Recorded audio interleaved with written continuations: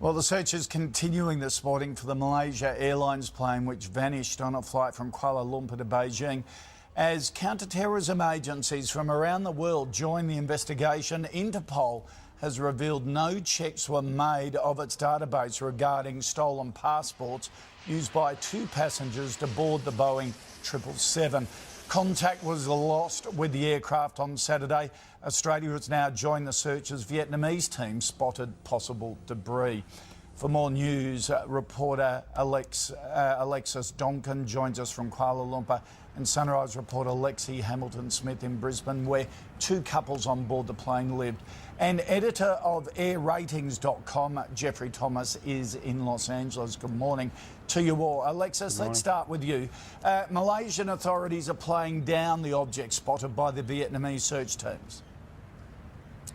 That's right. Well, they've found these objects after this 48-hour search, and as we know, as this talk of possible terrorism has been floating around in the past 48 hours, they've really thrown everything at this search off the Vietnamese coast. So they have found these objects, this debris, but at a press conference held here in Kuala Lumpur late last night, they ruled out that that was part of the aircraft. However, what they have told us is that those oil slicks that they did locate off Vietnam are now being tested to see if they have in fact come from an aircraft like this Boeing 777. But at this stage they won't reveal exactly what those objects are, but they are saying it's not related to that particular aircraft. Now, I must say that this is a huge search that's taking place. We're being told that there are now 34 aircraft. Two of them, as you say, belong to Australia. There are also, we're being told, 40 ships. So a very large search being conducted off Vietnam. OK. Jeff, Interpol says no checks have been done on their database regarding stolen passports. Is that regularly done by airlines? If not, why not? Well, Koshi, I'd like to think it was regularly done by airlines. All the loops and hoops they make us go through with booking an airline ticket, and with all the the visas and things like this that we have to do, I find it extraordinary that airlines aren't checking Interpol databases for stolen passports like this.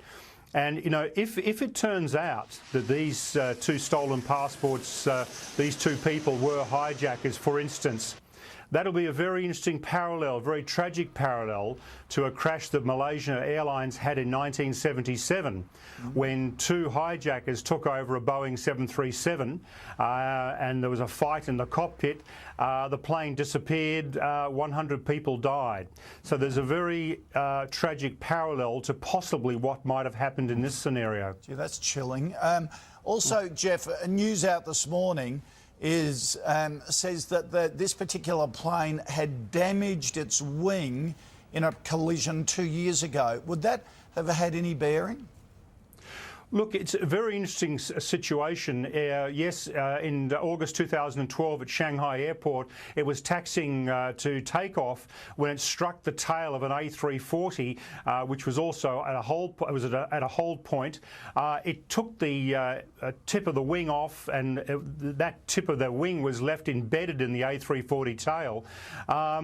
And the wingtip was repaired, but the question is, was there more structural damage done to that wing that possibly went undetected and may be a factor in this disappearance? So there is that possibility. OK.